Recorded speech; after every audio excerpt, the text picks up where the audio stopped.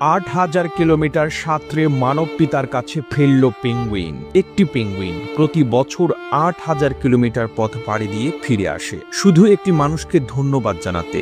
তারপর দীর্ঘ ৮ মাস সে মানুষের সঙ্গে কাটায়, আবার সমুদ্রের বিশাল নীল জলরাশিতে ফিরে যায় এবং পরের বছর সে একই সময় উপস্থিত হয় সেই মানুষটির বাড়ি। কিন্তু কেন?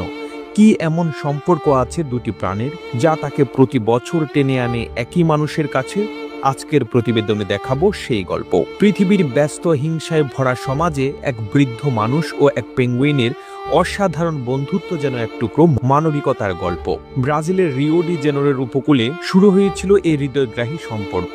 ২০১১ সালে ৭৫ বছর বয়সী অবসরপ্রাপ্ত রাজমিস্ত্রি জোয়া পেরিয়া ডিসুজা একদিন সমুদ্রের ধারে মৃত পায় এক প্যাগেলানিক পেঙ্গুইনকে আবিষ্কার করেন।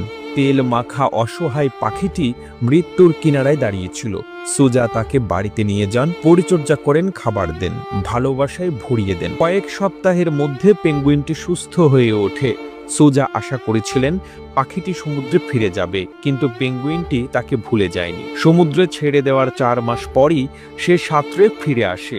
তারপর থেকে প্রতি বছর ৮,০০০ কিলোমিটার পেরিয়ে চিলের উপকূল থেকে ফিরে আসে এই বৃদ্ধের কাছে। তারা একসঙ্গে প্রায় ৮ মাস কাটায়। এরপর প্রজননের জন্য সমুদ্রে ফিরে যায়। এভাবেই চলতে থাকে তাদের বন্ধুত্ব।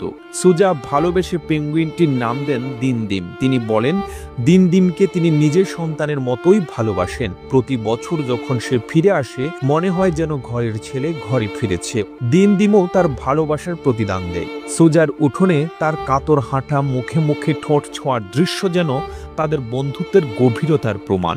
দিনদিম সম্পূর্ণ স্বাধীন। সুজার বাড়ির উঠোন থেকে সে সাগরে চলে যেতে পারে, তবে উঠোনটি আংশিকভাবে ঘেরা, শুধু রাস্তার কুকুর থেকে তাকে রক্ষা করতে। বিজ্ঞানীরা দিনদিমের শরীরে একটি বিশেষ ট্যাগ লাগিয়েছেন, যা প্রমাণ করে প্রতি বছর একই পেঙ্গুইন ফিরে আসে। এই হৃদয়স্পর্শী গল্পটি আন্তর্জাতিক গণমাধ্যমেও প্রচারিত হয়েছে। বিবিসি, সিএনএন, দ্য গার্ডিয়ান, এমনকি দিনদিমকে নিয়ে সিনেমাও নির্মিত হয়েছে। বিজ্ঞানীরা বলছেন, ম্যাগেলনিক পেঙ্গুইনরা সাধারণত অনুগত হয়, কিন্তু দিনদিমের এই সম্পর্ক সত্যিই ব্যতিক্রম। ভালোবাসার জবাব ভালোবাসায় দেওয়া, এটাই যেন প্রমাণ করলো দিনদিম। বোবা প্রাণীরাও অনুভব করতে জানে, ভালোবাসা পেলে তা ফিরিয়ে দিতেও জানে বহু গুণে। প্রতিবেদনটি তৈরিতে তথ্য ও উপাত্তের সাহায্য নেওয়া হয়েছে আরটিভি নিউজ থেকে। আর এতক্ষণ আপনারা সঙ্গে ছিলেন বিশ্ব বাংলার। সেই সঙ্গে আপনি বাংলাদেশের কোন জেলা থেকে এই ভিডিওটি দেখছেন আমাদের কমেন্ট করে জানান। আমরা পরবর্তী ভিডিওতে আপনাকে ধন্যবাদ জানাতে ভুলব না। এতক্ষণ বিশ্ব বাংলার সাথে থাকার জন্য অসংখ্য ধন্যবাদ।